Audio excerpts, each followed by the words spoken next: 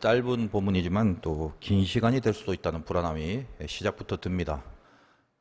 알아서 집중하시고 잘 따라와 주시길 바라면서 17장은 바벨론으로 상징되는 그 사탄의 세력을 음녀가 그가 탄 짐승으로 이렇게 보여주는 것, 17장이죠. 그 짐승은 용이 부리던 바다의 짐승이었고 일곱 머리와 열 뿔이 있는 사단의 대리자다. 그렇게 말씀드렸습니다. 일곱 머리는 일곱 산이고 또 일곱 왕이라고 성경이 자체적으로 설명을 해주고 있기 때문에 가장 좁은 의미에서 이 짐승의 모양 중에 일곱 머리 열 뿔 그 부분을 해석할 때 저번 시간 이야기죠.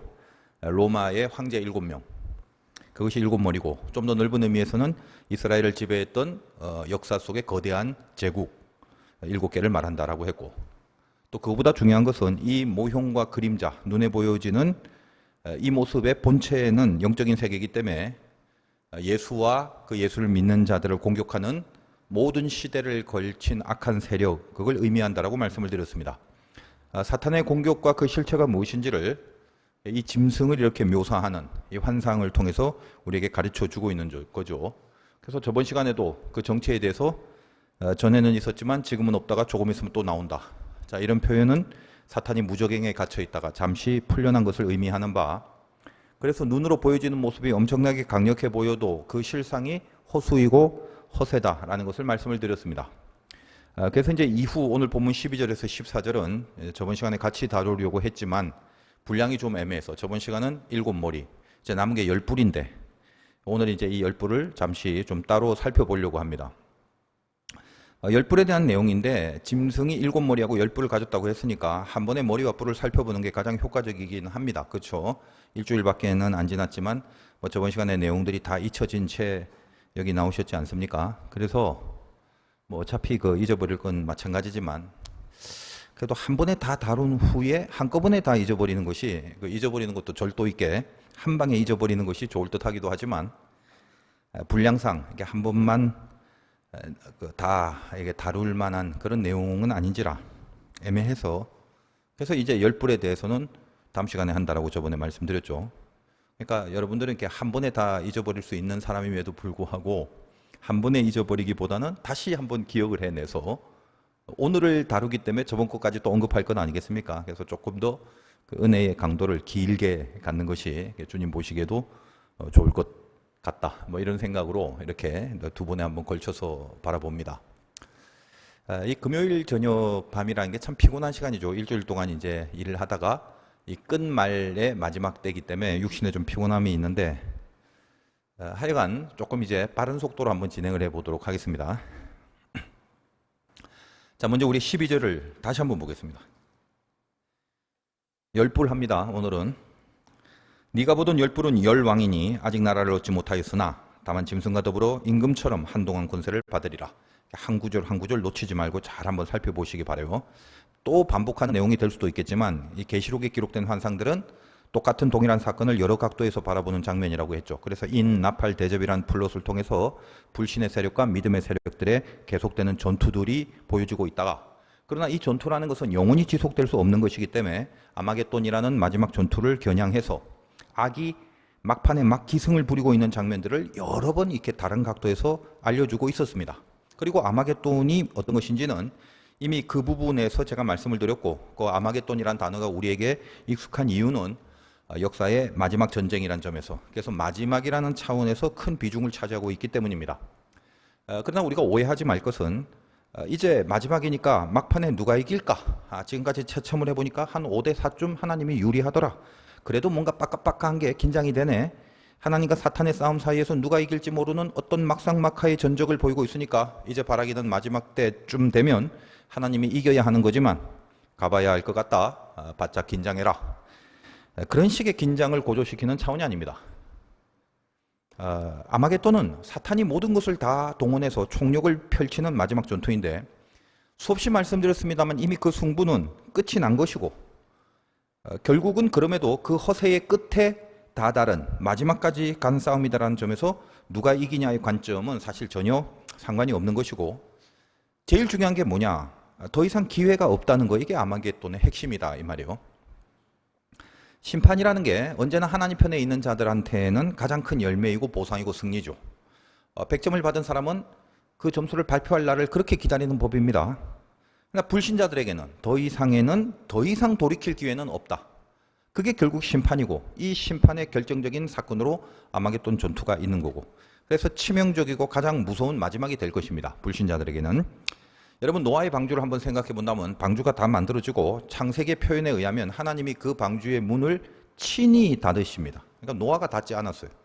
하나님이 친히 닫았다. 그러니까 그 문을 닫기까지 당시 그 주변에 있는 사람들에게 얼마나 많은 기회들이 있었겠습니까? 방주를 만드는 동안 뭐야 하면서 이렇게 구경한 사람도 있고, 성경에서 정확하진 않습니다만 120년 혹은 그 어간, 거의 100년 가까운 어간 동안 오랫동안 만들었으니까 그걸 바라보면서 얼마나 많은 사람들이 구경을 했겠어요.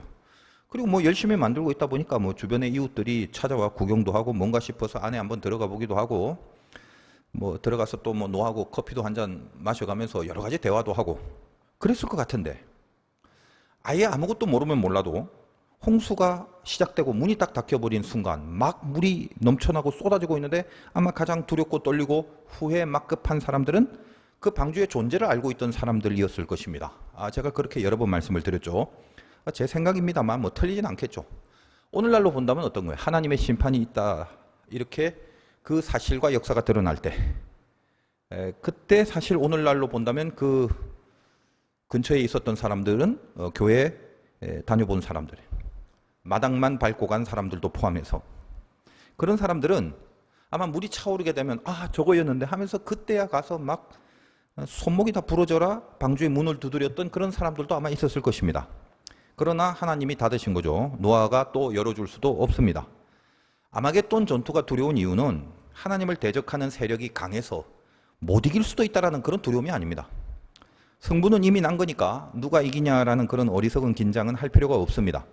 하나님과 상관없이 살아가는 사람들, 그러니까 그토록 기회를 줬지만 먹고 마시고 시집가고 장가가는 거 오직 그거에만 골몰했던 사람들, 그리고 그게 인생의 전부다라고 하나님은 전혀 생각하지도 않고 그렇게 살았던 자들에게, 그리고 그들의 그 배후에 그렇게 살도록 하나님을 멀리 떠나서도 여전히 아무 일도 안 생긴다라는 식으로 불신의 세력을 계속 주고 불신으로 통치했던 그 악한 세력들, 악의 사단의 세력들, 그들에게 돌이킬 수 없는 그런 마지막 선고가 내려지는 것이기 때문에 두려운 것이고, 아마겟돈은 그런 의미가 있는 것이다 라는 말씀입니다. 그래서 이 아마겟돈이라는 말이 16장에 나왔는데, 제가 이 아마겟돈에 대해서 다시 한번 언급을 하는 이유가 뭐냐면 오늘 열부를 이해하기 위해서 좀 필요한 연결이 돼야 되기 때문에 그렇습니다.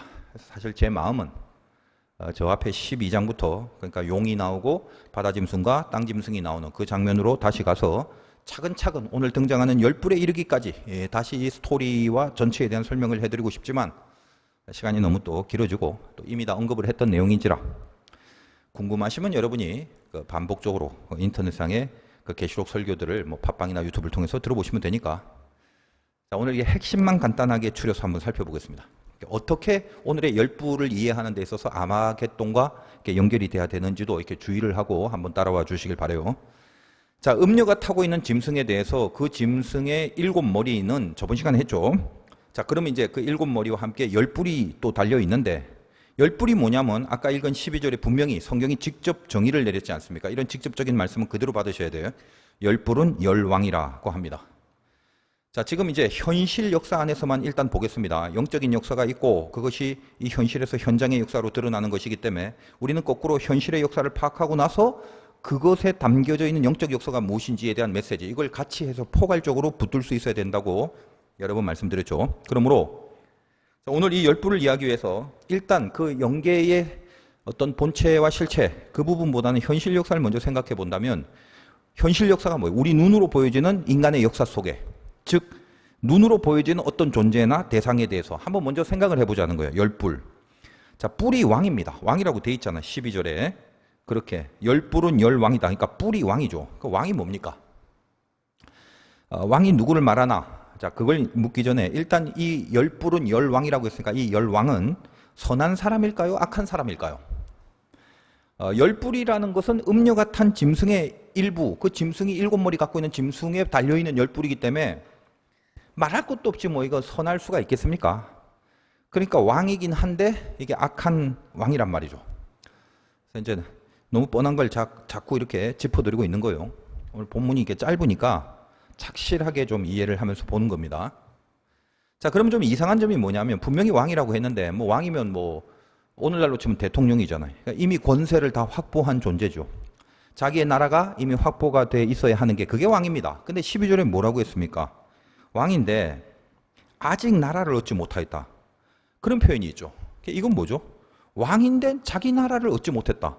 가짜거나 어설프거나 자격이 안 되거나 아직 아니거나 기타 등등이죠. 그러니까 왕이라고 호칭을 해주긴 하지만 왕으로서 발휘할 수 있는 왕권이 없는데 왕인 양 하고 있는 거죠. 그 말입니다. 아직 나라를 얻지 못하였다라고 하잖아요. 이 아직이라는 말, 성경이가 아직이라는 표현을 왜 합니까? 왕이 되기를 원하는데 그 길로 가려고는 하는데 아직은 안 된다. 아직은 아니다. 그겁니다. 근데 우리가 이제 일곱 머리에서도 성경이 지적하는 바 머리는 산이고 또 산은 또 왕이라고 했잖아요. 그 저번 시간에 했잖아요. 9절과 10절 확인해 봅시다. 지혜 있는 뜻이 여기 있으니 그 일곱 머리는 여자가 앉은 일곱 산이요. 또 일곱 왕이라. 그러니까 일곱 머리 이꼴 일곱 산 이꼴 일곱 왕. 성경이 말하는 거잖아요. 그러면 일곱 머리도 왕이라고 했고 오늘 뿔도 열 뿔은 열 왕이라고 성경이 직접 말하니까 일곱 머리와 열 뿔은 동일한 왕이네. 성경 표현상. 그래서 동일한 존재인가 싶은 생각을 할 수가 있습니다.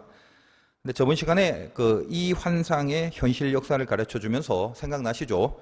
자, 일곱 머리라는 건 넓게는 이제껏 이스라엘을 지배한 거대 제국이고 또 좁게 말하면 로마의 그 한계 속에서만 본다면 유대인을 박해한 로마의 그 일곱 왕들이다 말씀을 드렸고 또 물론 이제 영적인 역사에서는 모든 시간과 공간을 넘나들어서 하나님을 반대하는 악의 세력을 말한다고 분명히 말씀드렸죠. 결국 머리나 뿔이 이 현실 역사에서는 성경에서 머리도 왕이라고 했고 뿔도 왕이라고 했으니까 왕을 말하는 건 사실이지만 그럼 뭐 하려고 동일한 왕이라면 일곱 머리와 열 뿔로 나누어져 이렇게 묘사를 하고 있는가? 같은 왕이라고 했잖아. 그럼 굳이 머리와 뿔로 나눌 필요가 없겠죠. 근데 이걸 나눈 이유는 다르기 때문에 나누어진 것밖에는 설명이 안 되는 겁니다. 그러니까 다른 거다 이 말이에요. 일곱 머리에서 왕이라는 것은 저번 시간에 했다시피 좁은 의미에서 로마의 황제들을 말한다고 했는데 열 뿔 오늘 말하는 이 뿔이 왕이라고 있는 왕은 황제까지는 안 가고 동일한 게 아니에요. 로마의 왕, 로마의 황제가 아니에요. 그 로마의 황제를 서포터하는 뭐랄까 일본말로 제가 고민을 하면서 이 개념을 어떤 단어를 쓸까 할까 일본말밖에 생각이 안 나더라고요. 시다를 말합니다. 알죠? 그 시다라는 것이 일본말이지만 이게 제일 어울려. 종이라고 하고 뭐 하인이라고 하기엔 조금 어설프고 하여간 여러분 신약 시대에 로마 지배하에 있던 유대 나라에서 그 당시 현실적으로 가장 큰 권세를 가진 자가 누굽니까? 말할 것도 없이 로마 황제죠. 그러면 그 황제의 시다쯤 되는 역할을 하는 그러면서 동시에 왕이라고 불리는 그 어떤 존재가 있었나요? 없었나요? 우리가 다 알고 있는 사람이 있죠. 대표적으로 헤롯 왕 같은 사람입니다. 헤롯은 로마의 총독에게 잘 보이고 로마 황제에게 충성을 다해서 로마를 돕고 로마의 하수인의 역할을 잘하는 것이 헤롯의 역할이었습니다. 시다죠.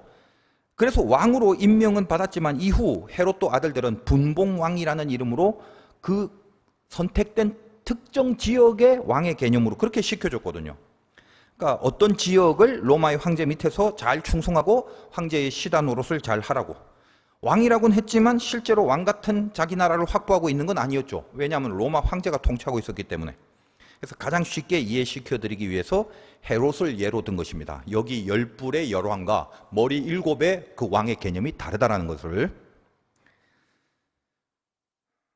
그러나 열 뿔이라고 하고 그 뿔을 왕이라고 이렇게 표현을 하는 것은 일곱 머리의 그 시다 노릇을 잘 해주는 그런 왕들, 즉 그 신분이 반드시 왕이라는 호칭이 붙여진 신분이어야만 한다는 게 아니라 그 일곱 머리 밑에서 어느 정도 세력을 가지고, 그러니까 왕이라고 해줌직한 어느 정도의 세력을 갖고 그 힘으로, 그 권세로, 그 세력으로 이 일곱 머리의 즉 짐승의 시다 노릇을 잘하는 측근들을 의미하는 겁니다.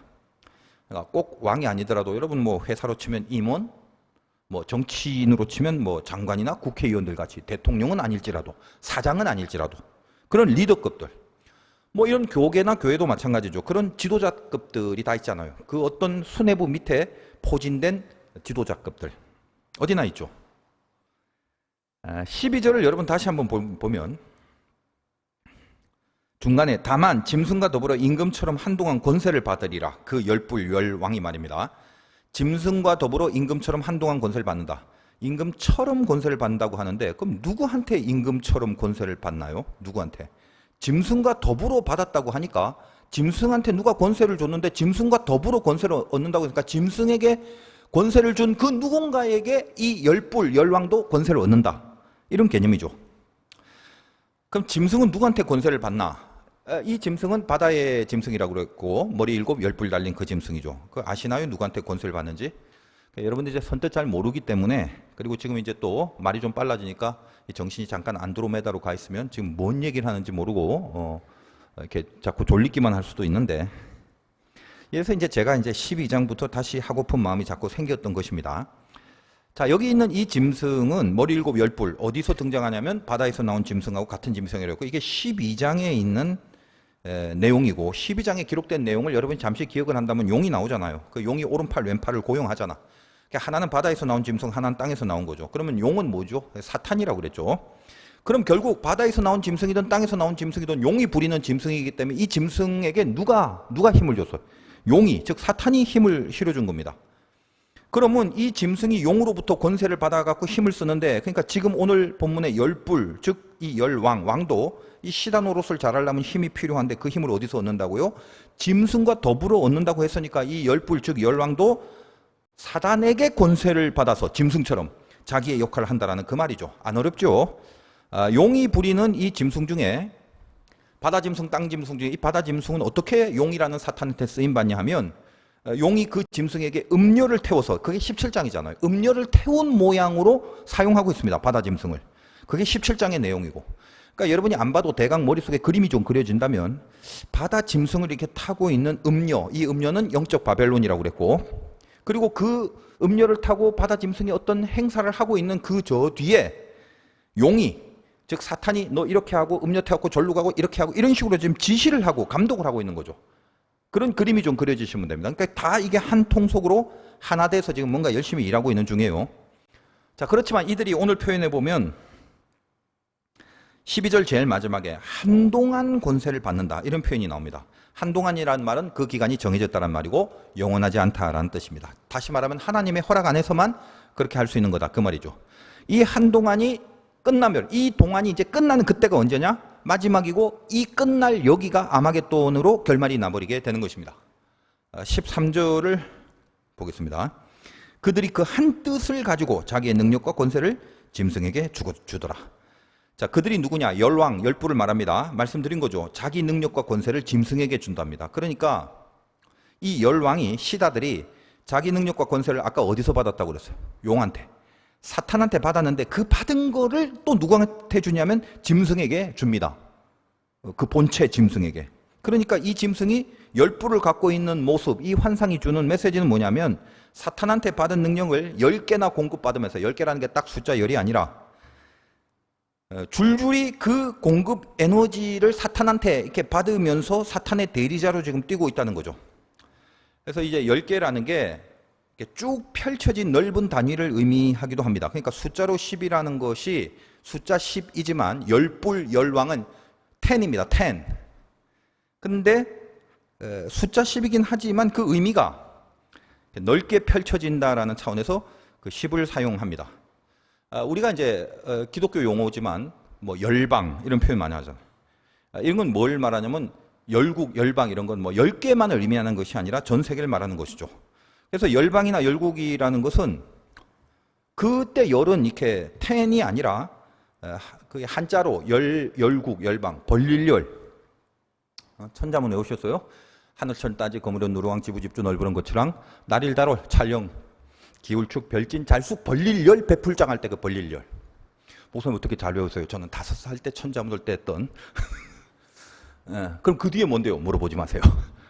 그 벌릴 열자라는 것이 길게 이렇게 열려진다. 그 열이에요, 전부 다. 그러니까 여러분이 이해를 잘 하셔야 돼요.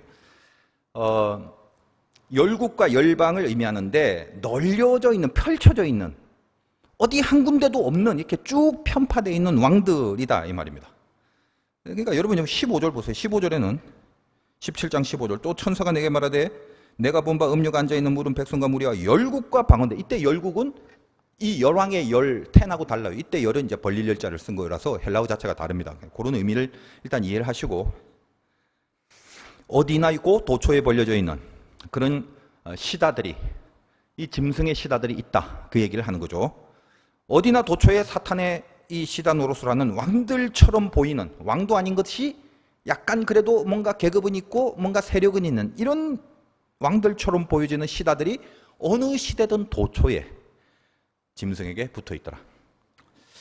아마겟돈이라는 것은 마지막 싸움이라고 했는데, 사탄에게 조종되는 그 음료를 탄 짐승은 이제 마지막으로 힘을 다 모아갖고 뒷단에는 최후의 전투를 치를 준비를 합니다.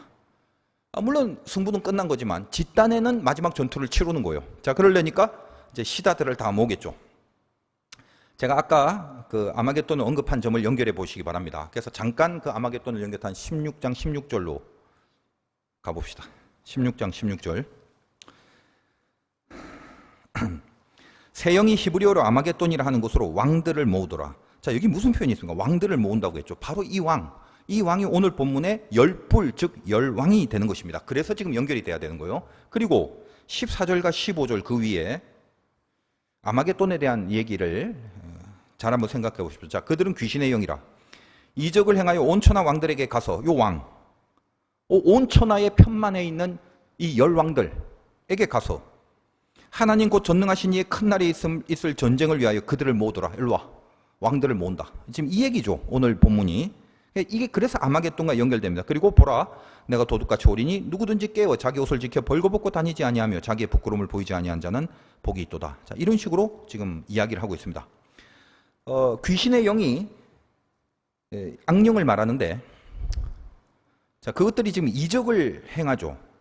14절. 왕을 모으는데 뭘 이용해서? 이적을 행하여 온 천하에 있는 오늘 열불과 열왕 같은 그런 스텝들, 시다들을 모은다 이거예요. 이런 성경의 내용을 제가 꼼꼼하게 이렇게 이야기하는 이유는, 이게 이 성경에 쓰여진 하나의 무슨 이야기 스토리가 아니라 지금을 반영하고 있는 적나라한 표현이기 때문에 제가 이렇게 꼼꼼히 하는 거예요. 그러니까 이적을 왜 행합니까? 이 악한 것들이. 그냥 오라고 하면 안 오니까? 그래요. 그냥 오라고 하면 뭐 있는데? 다 이런단 말이야. 그래서 이적을 행하여 왕들을 모읍니다. 악령들이. 그럼 결국 뭐죠? 미혹시키려고. 봐라, 이 이적을. 보니까 어때? 세지? 초월적인 어떤 능력을 바람으로써 자기 편을 만드는 거죠. 그걸 불러 모을 수 있는 거. 기독교는 사실 초월의 종교입니다. 하나님이 초월의 존재고, 그리고 우리 기독교 안에서는 많은 이적과 능력과 기사들이 있습니다. 그러나 기독교뿐만 아니라 초월이라는 개념의 내용들은 이 세상의 모든 종교들에겐 다 있습니다. 어떤 종교든 이적과 기사가 없는 종교는 거의 없어요. 더욱이 저 하찮은 잡신들이나 무당들에게도 초월적인 이적들은 많이 나타납니다. 기독교도 이제 그런 것들이 많이 보여지긴 하죠. 그러나 동일한 차원은 절대 아니죠. 우리 기독교도 그런 뭐 집회들이 많은데, 기도원 같은데 보면은 얼마나 많이 성행했습니까? 쭉 이렇게 줄 서서 있다가 앞에서 이렇게 막 나와서 차례로 막 쓰러지는 그런 집회를 많이 합니다. 가만히 서 있어도 되는데 왜 쓰러지는가? 그걸 보통 이상하다, 초월적이다, 내가 발휘하지 않는 어떤 힘으로 내가 쓰러지니까 이걸 어떤 이적이다, 초월하는 힘이 있다, 이렇게 느끼게 하는 거죠. 여러분들은 이제 특별히 이제 우리 화도교회 성도님들 오랫동안 신앙생활 하다 보니까 예전에는 그렇게 많이들 기도원도 가시고 그랬지 않습니까? 산기도도 많이 하시고, 옛날에 이제 항상 그 우리 기독교적인 그 문화가, 그러니까 우리 중에도 많이들 좀 쓰러지고 그러신 경우도 있을 거라 생각돼요. 그리고 또 어떤 집회는 이렇게 아픈 사람 불러내서 고치기도 하고, 앉아봐라 했더니 발이 짝짝이다, 이쪽 발이 더 기네, 손대 갖고 안수하니까 발이 또 맞춰지기도 하고, 이런 그러면서 이렇게 축하하고 박수치기도 하고, 또 어떤 집회는 이빨이 금으로 변했다, 그래서 금리빨이 되었다 하기도 하고, 그 뒤에 그 금리빨이 언제까지 계속되는지 그건 이제 확인을 안 해봤습니다만, 그런 거 말고도 이렇게 수많은 기적들, 병 고치는 거, 귀신이 떠나는 축사들, 얼마나 많은 이 초자연적이고 초월적인 현상과 역사들이 나타나는지 모릅니다. 근데 우리가 좀 잘 생각을 좀 하셔야 돼요. 자, 우리는 그런 부분을 어떻게 생각해야 하나? 당연히 하나님은 어떤 초월적인 능력으로 모든 것을 행하실 수 있는 분입니다. 죽은 자인들 못 살려내시겠습니까? 하나님이. 당연히. 근데 중요한 건 항상 그걸 물어보십시오. 왜 그렇게 하는가? 왜? 이거가 없어요, 이거가.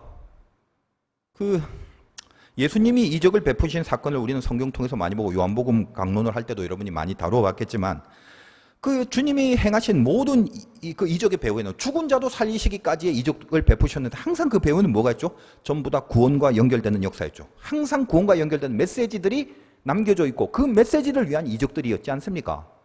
성경을 좀 잘 보시면 왜 그런가를 분명히 알고 바라보고 받아들일 수 있어야 되겠죠. 저도 이제 고등학교 때 신앙생활하면서 기도원에서 워낙 그런 집회나 은사 집회 같은 걸 처음부터 많이 이렇게 다뤄봤기 때문에 수많은 사람들을 봤는데 그런 사람들 많이 봐서 말씀을 드립니다. 예를 들면 불치의 병을 고쳐갖고 예수를 믿는 케이스들이 많아요. 정말 귀한 이적을 하나님이 베푸신 거죠. 그래서 이후에는 그 이적을 감사하고 그 체험을 귀하게 여기고 이제는 그 체험 때문에 이제는 어때요? 병 고침을 받고 나서는 예수를 잘 믿는 사람으로 살아가야 하는데 허구한 날 병 고치는 집회만 참석을 해요.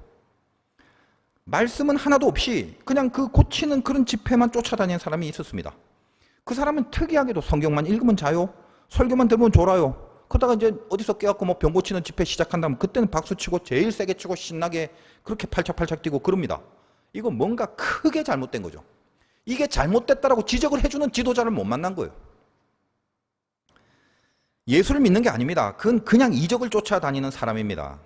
여러분 우리나라 60년, 70년대 그 부흥기에는 하나님이 우리나라를 굉장히 불쌍히 여기셨어. 많은 은사, 이적, 기적 그런 은혜를 허락하셨지 않습니까? 저나 여러분 다 혜택을 받았고 그 당시 병원도 잘 못 가고 비싸고 그러니까 병도 많이 하나님 고쳐주셨고 굶주린 사람도 많으니까 물질의 공급도 많이 해주셔서 부자가 되게 하시고 하여간 예수 잘 믿을 수 있는 조건을 많이 선물하셨습니다. 그냥 준 게 아닙니다.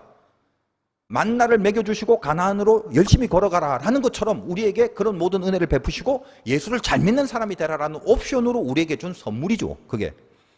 근데 배불러지니까 어때요? 예수를 믿는 삶을 살아야 되는데 믿으니까 좋네. 더 많은 물질, 더 많은 기적, 더 많은 욕심만 생겨버려갖고 결국 예수와는 상관이 없는 교인들이 되어버린 경우가 허다합니다. 자기 죽음이라는 십자가가 진리 중에 진리인데 이 자기 죽음이라는 개념이 애시당초 십자가를 짊어질 생각을 안 하는 신앙생활을 하게 된 거죠.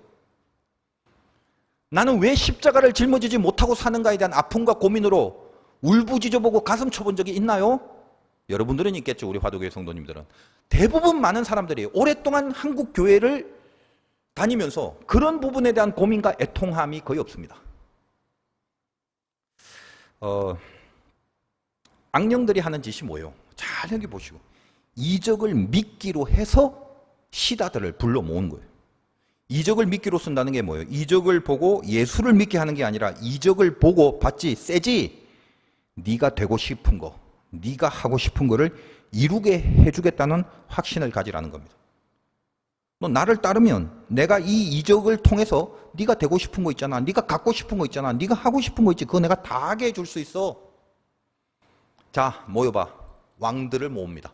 그게 열불, 열왕들, 시다들이다 이 말이에요. 그들이 모이게 되는 거예요.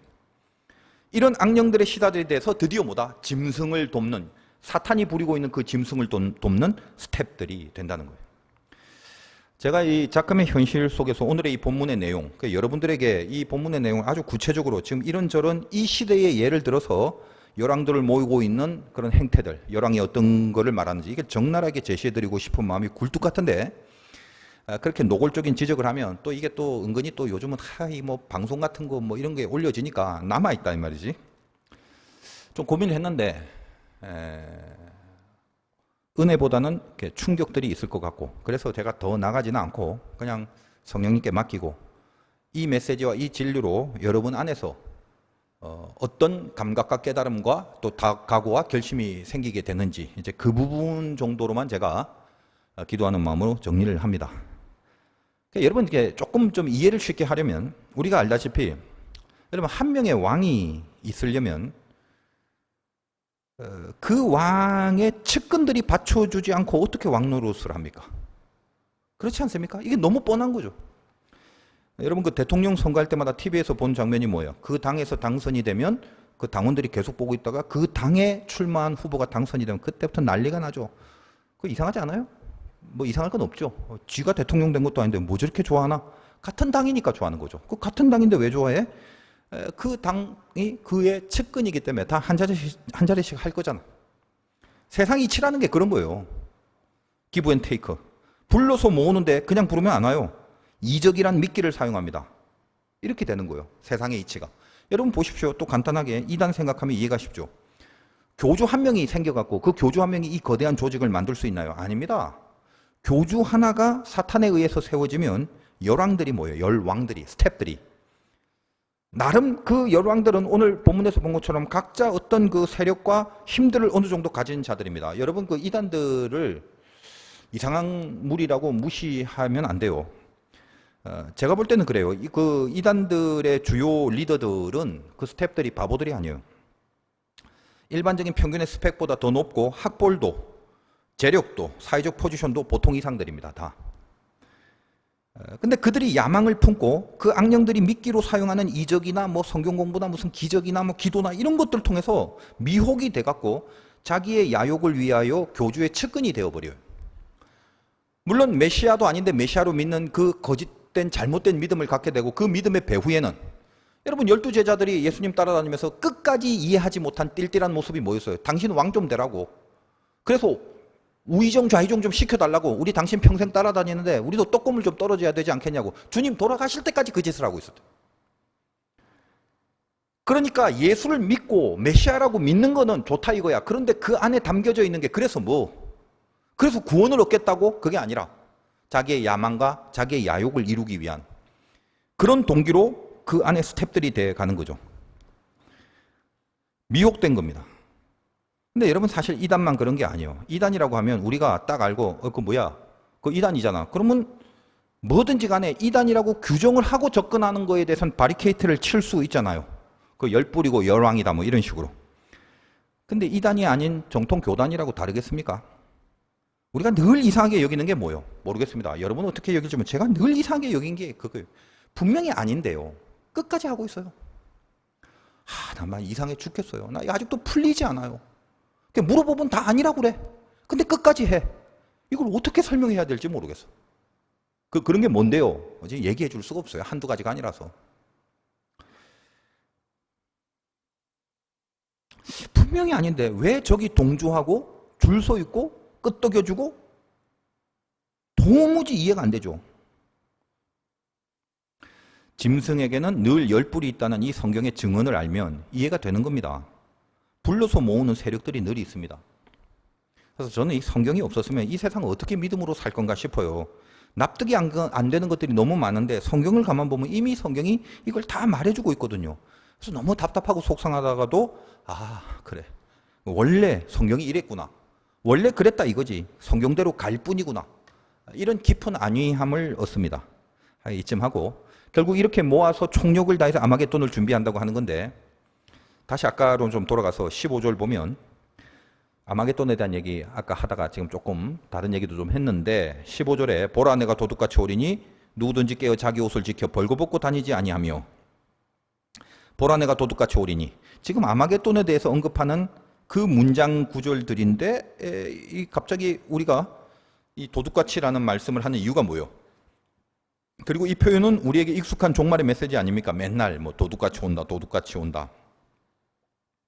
결국 아마겟돈이라는 전투가 도둑같이 임한다라는 말을 하는 거예요. 도둑이 뭡니까? 뭐 알다시피 모르게 온다, 뭐 몰래 온다, 언제 올지 모른다 그런 뜻을 포함합니다. 그렇지만 가장 중요한 것은 도둑이 오는 걸 모르면 도둑 맞는 거죠. 그리고 당하고 털리면 그 다음에 훔쳐간 거 찾을 수 없다는 거죠. 지킬 수 있을 때 지켜라. 도둑이 오기 전에 지켜라. 마지막 기회다. 그겁니다. 이게 아마겟돈이 주는 가장 귀한 핵심 의미라고 그랬죠.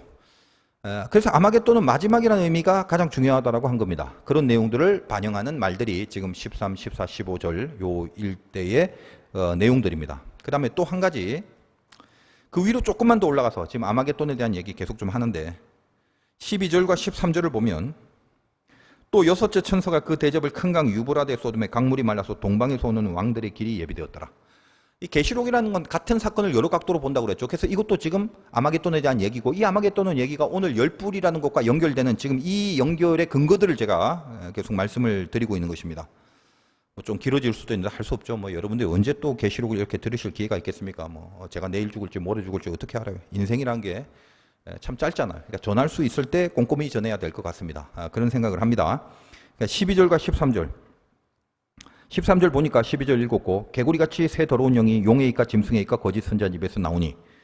자, 여기 왕들이 이제 또 나오는데 말씀드렸다시피 열불 열왕입니다. 그들이 모여지게 길을 열어준다. 모아서 마지막 그 길을 따라 다 모여진 걸로 마지막 전투인 아마겟돈을 치르기 위함입니다. 그리고 그들을 이적이라는 미끼로 이렇게 불러 모은 악령들은, 이제 성경에는 오늘 귀신의 영이라고 표현했는데, 그 악령들이 어디서 나왔냐면 13절에 용의 입, 짐승의 입, 거짓 선지자의 입에서 나온다라고 했죠. 알다시피 용은 사탄이고, 용이 부리는 오른팔 왼팔이 바다에서 나온 짐승, 땅에서 나온 짐승인데, 짐승의 입과 할 때, 그 짐승의 입은 이 본문 할 때 다 사실 말씀드렸습니다. 바다에서 나온 짐승이고, 거짓 선지자의 입이라는 말은 이 거짓 선지자는 땅에서 나온 짐승을 의미한다라고 말씀을 드렸습니다. 땅의 짐승에 대해서 기억이 안 나시겠지만, 이 땅의 짐승이 바다 짐승보다 훨씬 더 세고 겁난다. 왜? 얘는 우리 편인 척 하면서 아닌 거예요. 그래서 성경의 앞부분 찾아보면 땅에서 나온 짐승은 어린 양같이 생겼는데 말은 용의 말을 하는 존재로 등장을 했습니다. 그러니까 대표적으로 거짓 선지자를 말하는 건데, 우리가 거짓 선지자라고 하면 그냥 일단 무조건 이단 같은 교주들만 생각하지만 그건 당연하고, 더 무서운 건 뭐냐? 이단이 아닌데도 진짜인 척하는 가짜, 양인 척하는 용, 그걸 말합니다. 이게 더 무서운 거라고 했죠. 왜? 다 당하기 때문입니다. 분별이 안 되기 때문입니다. 양인 줄 알고 전부 다. 그럼 어떻게 구별하나요? 힘들어요. 제가 이 부분 본문 얘기할 때도 그 얘기를 분명히 했습니다. 구별하기가 힘들다. 뾰족한 방법이 있습니까? 뭐라고 대책을 세울 수 없어요. 그거 어쩌라고요? 모르겠어요. 모습이 양이니까 어찌 용인 줄 알겠습니까? 다만 제가 말씀드릴 수 있는 건, 일단 그래서 말씀에 충실해서 말씀을 가지고 기준을 삼으라는 거예요. 물론 다 그 맞는 말이고 그러려고 하죠. 그렇지만 쉽지 않단 말이에요. 어쨌든 결국은 말씀이 기준일 수밖에 없습니다. 이단은 이 말씀을 이용해서, 그죠? 그리고 거짓 선지자들도 자기들이 하는 설교나 자기들이 하는 성경이나 말씀을 이용해서, 그래서 미혹시키기 때문에 말씀을 기준으로 해야 구별이 된다라는 말도 어찌 보면 참 쉽게 할 수 없는 그런 형편입니다. 알아서 하십시오. 어려워요. 힘들어요. 예수의 십자가를 가슴에 품고 말씀을 대하지 않으면 그 말씀이 아무리 선포되더라도 자기 욕망에 합당한 내용들만 붙들게 되거나, 이단들이 미끼로 꼬시는 이적들 속에 늘 그런 내용이 있죠. 너를 위해서, 네가 원하는 걸 이루기 위해서, 네가 바라는 대로 되기 위해서. 그래서 모든 성경도 그런 식의 성경을 던져주는 거예요. 그리고 예수 그리스도만이 구원이다라는 진리와 빗나가고 어긋나고 틀려지게 하는 내용으로 그렇게 말씀을 던져줄 것입니다. 사탄이 노리는 목적을 위해서 하나님의 말씀이 잘못 도용돼 버리기가 쉽습니다. 사탄이 이게 굉장하죠. 우리의 최고의 무기인 성경을 사탄도 이용한다는 사실이에요. 그래서 이게 겁나는 거예요. 이런 것들을 분별하기가 어렵다는 한탄을 제가 이 땅의 짐승이 나오는 저 앞에 13장 본문에서 이렇게 설교를 했었으니까, 혹시 저희 한탄과 동감하고 싶으신 분 그쪽 찾아가서 다시 한번 들어보십시오. 자, 오늘 열불과 아마겟돈의 연결성을 제가 이 정도만 하겠습니다. 왜 지금 열불이 나왔고, 이게 지금 앞에서부터 어떻게 아마겟돈으로 흘러져서 오늘 이 열불에 대한 표현이 나왔는지, 그걸 여러분들이 이해를 하시면 되고, 그러니까 감은 좀 잡으셨죠, 뭔지. 짐승한테 계속 짐승짓을 할 수 있도록 힘을 실어주는 스텝들, 동조 세력들을 말합니다. 참모라고도 할 수 있고, 제가 그걸 시다라고 표현했고. 여러분, 이 세상을 보면 참 성경적입니다. 참 신기한 게 그거예요. 그 사람 한 명만 잘못한 채로 그냥 그대로 그 힘을 유지하는 법은 없어요. 그 주변에 모여서 편드는 사람이 있어요. 이게 성경이 보는 설명이에요. 우리가 그들 보면서 참 이해가 안 된다라고 여길 필요는 없습니다. 왜? 아니, 저거 망해야 되는데, 저거 죽어야 되는데, 저거 없어져야 되는데, 근데 그 주변에 그것을 동조하는 세력들 있죠? 열불이에요, 열불. 그 또 지도자급들, 그 밑에 어리석고 순수한 철 모르는 사람들 말고 그 세력을 끝까지 유지하고 지지해주는 힘이 되는 세력들, 그 스텝들이 있다는 거예요. 사탄이 그 힘을 그들에게 준 거고, 그 열불의 사명은 뭐다? 그 짐승에게 자기가 사탄에게 받은 힘을 다 줘서 그 일을 성취시키도록 하는 세력이 돼요. 그게 있죠. 오늘날도 여전하고 앞으로도 분명히 그는 변치 않을 것입니다. 시간이 좀 갔지만 얘기할까 말까 하다가 예전에 한번 말씀드린 것 같고, 여러분이 이해를 위해서 이런 겁니다. 한국을 떠들썩하게 한 이단들이 이제 대표적으로 몇 개 있는데, 그 중에 한 이단의 교주가 그 오른팔이, 그 초창기 시작할 때부터 그 오른팔이 서울대학 출신의 한 스텝이었습니다. 그들 세계선 이제 목사로 건데, 제가 개인적으로 찾아간 적이 있어요. 하도 많은 대학생들이 그 이단 다 들어가는 바람에 제가 막 그 몰골을 보니까 분통이 터지고, 제가 아는 사람들도 거기에 들어가 있고, 그리고 제가 제 친구도 거기 들어가고, 그래서 혼자 그 교리들이 모든 잘못들이 뭔가 이렇게 머릿속으로 좀 정리를 해서 그 이단의 오른팔을 만나게 됩니다. 쉽지 않은 거예요. 만남 자체가 쉽지 않았죠.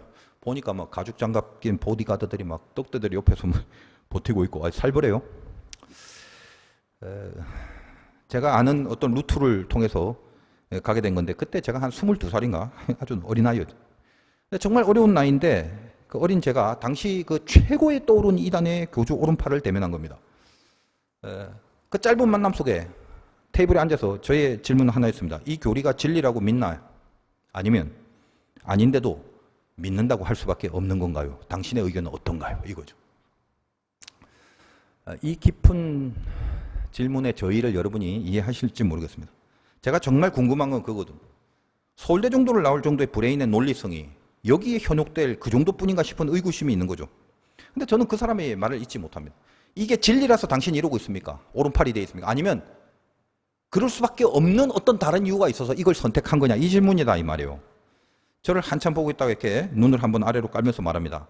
정확하게 이런 멘트를, 사람이 살다 보면 선택을 해야 될 때가 있다고 합니다. 그래서 제가 좀 웃으면서, 당신이 그렇게 말한다면 더 이상 당신하고 대화가 필요 없습니다. 진리라서 믿는 게 아니라 선택을 했다면 그 선택 당신 선택인데, 내가 이걸 바뀌어야 된다는 내가 갖고 있는 진짜 진리로 한번 토론을 하고 논쟁을 하려고 했는데 이게 필요가 없는 것 같네요. 그리고 제가 유유히 돌아서서 거기를 나오는데 속으로 무슨 생각했냐면, 이거는 통일교처럼 아주 진하고 오래 가진 못한다. 왜? 오른팔이 저 정도 이성을 갖고 있다면 이게 완전히 미친 게 아니라 자기 이익을 위한 선택일 뿐인데, 나중에 자기 이익이 이 조직에서 사라질 무렵쯤 되면 저 조직은 끝난다. 제가 속으로 그런 생각을 했어요. 그리고 그 조직은 제 생각처럼 그렇게 됐고, 그 사람은 자취를 감췄다는 소문이 들립니다. 자기 이익을 갖고 떠난 거죠. 지금 이런 것과 대조하여, 이 열불들인데, 어린 양의 입장에서는 이것과 대조하여 어떤 내용이 있는가 하면 14절, 오늘 본문 17장 14절 보겠습니다. 마지막. 그들이 어린 양과 더불어 싸우려니와 어린 양은 만주의 주시오 만왕의 왕이시므로 그들을 이기실 터요. 또 그와 함께 있는 자들, 곧 부르심을 받고 택하심을 받은 진실한 자들도 이기리로다. 이렇게 되어 있죠. 이게 이제 그 마지막입니다. 모든 왕들을 다 모아서 싸우려고 하지만 어린 양은 10불 정도의 힘으로는 안 되는 존재다. 만주의 주, 주님 중에 주님. 10왕이 아니라 만왕의 왕. 그리고 짐승에게 10불, 즉 10왕이 스텝들이 있듯이 그 어린 양과 함께 있는 거룩한 스텝들도 있죠. 그게 누구다? 여기 14장에 부르심을 받은 자, 택하심을 받은 자, 이들도 이긴다. 그게 누군데? 우리들이다 이거. 어린 양 옆에서 우리들도 그 부르심과 택하심을 입은 자고, 이 어린 양이 이기듯이 어린 양 옆에 있는 우리도 이긴다라고 말을 하는 것입니다. 10불은 악령이 부른 존재지만 우리는 누구죠? 어린 양이신 주님이 부른 존재예요. 어린 양은 무조건 이기게 돼 있는데, 그래서 주님 옆에 있는 우리들에게는 승리가 운명이고 정해진 선포로 미리 제시되어 있는 결정이더라는 것입니다. 싸워보고 판단될 문제가 아니라 미리 다 이긴 싸움을 앞에 두고 혼자 못해먹겠다고 나자빠지지 말라는 말씀이에요. 오늘 말씀 제목이 니카오인데 승리한다는 말입니다. 14절 마지막 단어 이기리로다 그거거든요. 니카오는 그리스 신화에 나오는 승리의 여신 니케에서 온 거죠. 그리스 니케가 영어로 나이키가 됩니다. 로마에서는 라틴어로 빅토리아라고 해요. 가끔 이제 사진이나 그림 같은 걸 보면 날개를 달고 몸통만 있는 동상이 여러 군데 나오는데 그게 이제 니케의 동상입니다. 그 날개의 모습을 본따서 이제 나이키의 그 유명한 로고를 만들고 그 승리의 개념으로 Just Do It이라는 그 유명한 슬로건을 만들어서 매출을 어마어마하게 올리게 되죠. Just Do It 그냥 번역하면 그냥 해 이 정도로 번역을 합니다만 하면 된다 이렇게 번역을 하는 경우도 있습니다. 그 이유는 그 Just Do It이라는 슬로건을 말하는 문장이 앞부분에서 어떤 것과 연결하여 마지막에 Just Do It이 나왔나 이 내용을 살펴보면 앞에 실례로든 불가능한 것들로 보이는 것들을 실제로 행하는 그런 사례들을 많이 예시한 뒤에 마지막에 Just Do It이라고 하거든요. 그래서 그냥 해라고 번역이지만 그 담겨져 있는 내용적 번역은 하면 된다라는 식으로 느낌사게 번역을 하기도 합니다. 우리들의 승리, 이기리로란 니카오, 이게 참 신비합니다. 이미 승부를 결정하고 난 후에 이기라고 하시는 거예요. 신비한 거죠. 그러면 남은 게 뭐죠? 아니, 승부를 결정하고 난 후에 이기라고 하는데 남은 게 뭐예요? 일단 하고 보는 거죠. 순종이 있고 나서 그 다음에 어떻게 되는가를 염두에 두는 게 아니라 그냥 일단 just do it입니다. 승리해야 할 운명이야. 그러니까 해. 이렇게 되는 거예요. 순종은 여러분이 제사보다 나은 게 순종이라고 늘 그렇게 암기하고 있습니다만 순종이라는 게 하다 보면요. 하면 뭐해? 라고 할 때도 분명히 있어요. 순종해본 사람은 알고 있는 감각입니다. 근데 여러분이 믿어야 될 게 뭐다? 모든 순종은 승리인데 허무한 순종이란 건 없어요.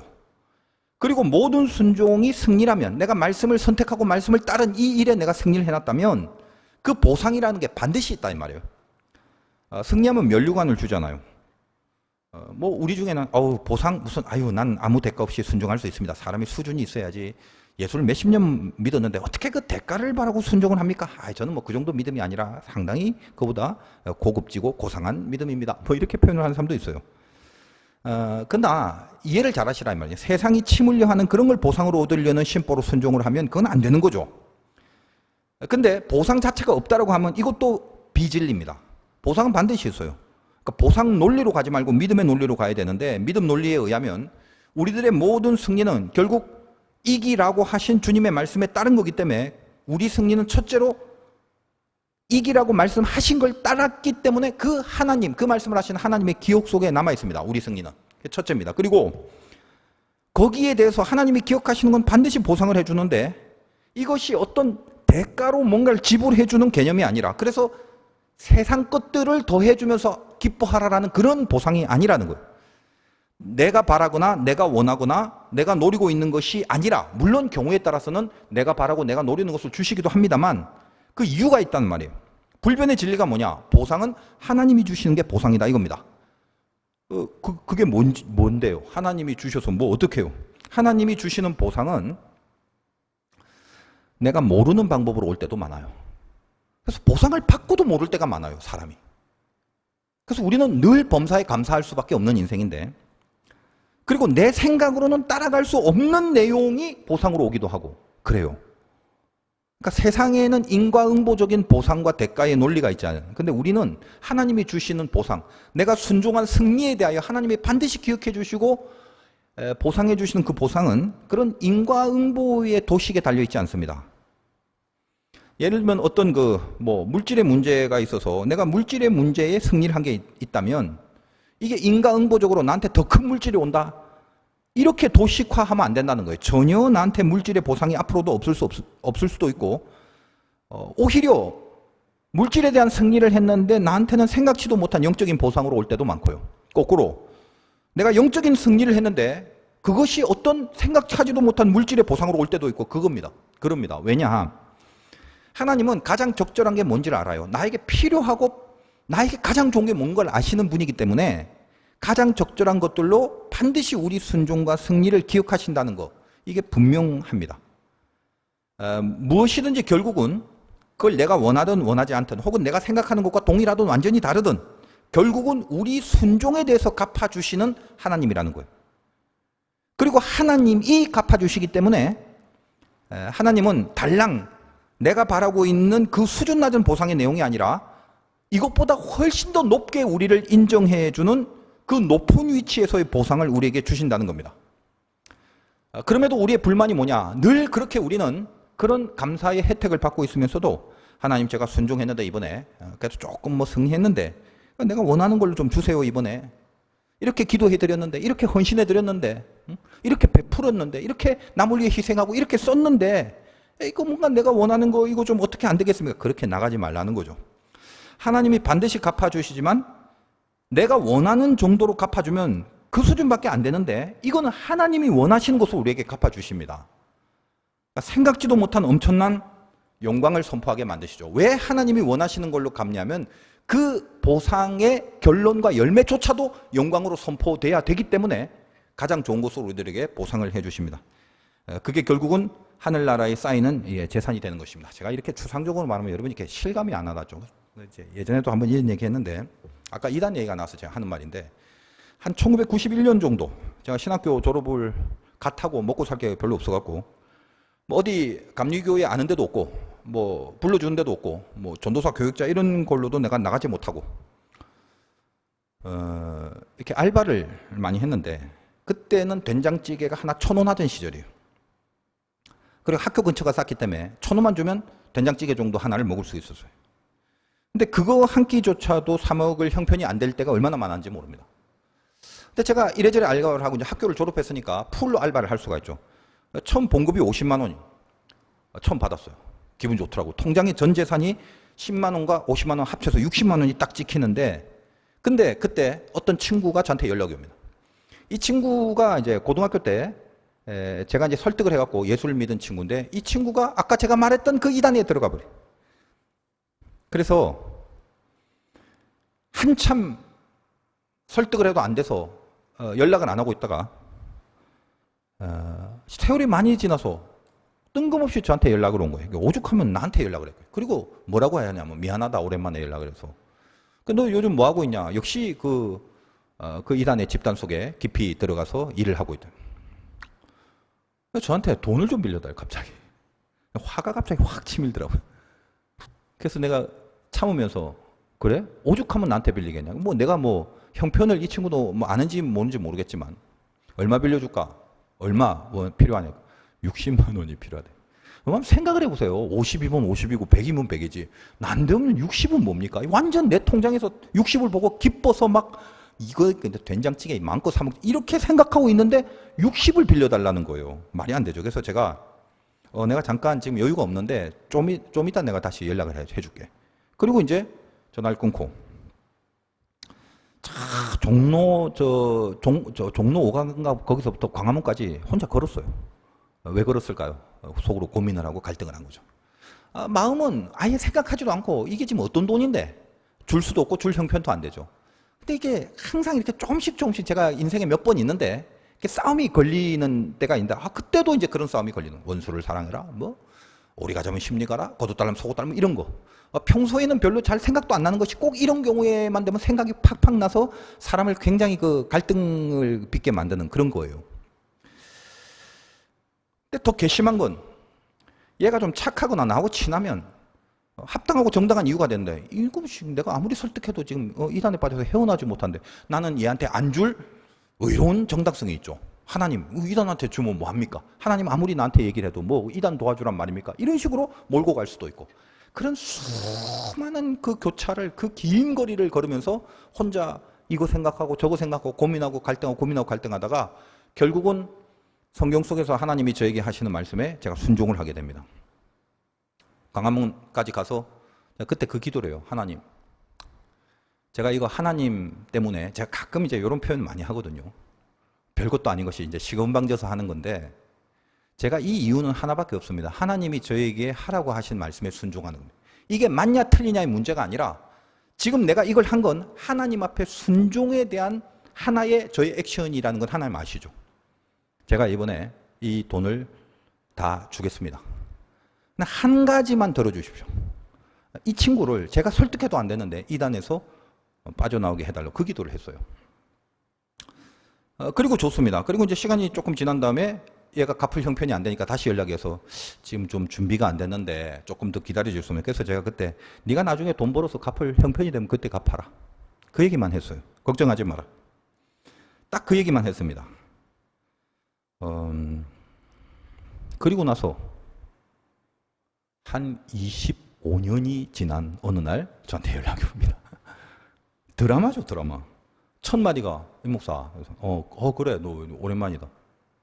네, 이단 떠났다. 이 얘기를 하는 거예요. 그래서 그래, 야, 그래 잘했다, 야, 그거 참 오래 걸렸네. 근데 저는 말만 그랬는데 전화를 끊고 나서 화장실에 가서 거울을 보고요. 포수 같은 눈물을 흘렸어요, 제가. 그 25년 전이 생각이 나고 그게 하나님의 만져주심이라고 저는 제 개인적으로 그런 어떤 그 기도를 했던 것이 있기 때문에 마태복음 6장 3절 4절 보면 은밀한 중에 보시는 너희 아버지께서 갚으시리라.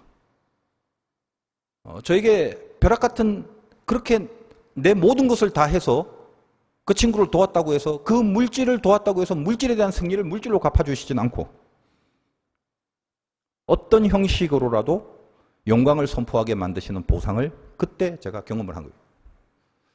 그냥 여러분이 제가 말씀드린 거를 좀 이해를 이런 거다라고 이해를 좀 시키려고 제 얘기를 좀 했는데 어디서나 돈다발이 떨어지는 보상은 별로 없습니다.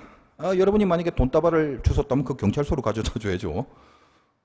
주셔서 감사합니다. 이러면 안 돼요. 영광이 드러나는 보상을 주신다. 왜 영광이 드러나는 보상을 해주시냐면 영광이라는 결국 하나님께로부터 오는 빛이기 때문에 하나님과 동역을 하는 내용이 영광이거든요. 그러니까 하나님은 우리와 함께하고 싶으신 거예요. 거기에 필요한 도움, 거기에 필요한 보상들을 계속해 주시는 겁니다. 하나님을 믿는 그 믿음의 보상, 그리고 순종을 통한 그 승리의 보상은 다른 걸로 주어지기보다는 하나님이 당신 자신을 주시는 보상으로 주어집니다. 그게 가장 큰 보상이고 정말 믿음이 있다면 그거를 노리게 돼 있다고요.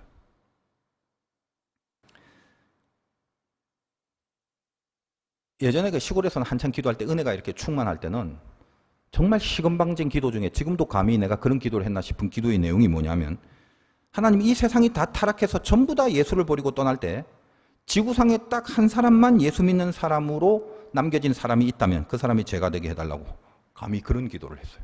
왜냐? 제가 그런 믿음과 신앙이 있어서가 아니에요. 그때는 은혜가 이렇게 충만해갖고 내 생각과 감정과 의지가 하나님께로 완전히 몰입을 해버린 거죠. 그러니까 하나님을 보상받는 것만이 나에겐 진심으로 큰 기쁨이 됐기 때문에 감히 그런 기도를 할 수 있었거든요. 제가 그 정도 믿음이 된다는 게 아니라. 여러분의 순종은 하나님이 반드시 기억하십니다. 그리고 하나님만이 알고 있는 영광된 것으로 반드시 갚아주세요. 절대 잊지 마세요. 여러분이 믿음으로 분명히 살아내시기를 주님의 이름으로 축원드립니다.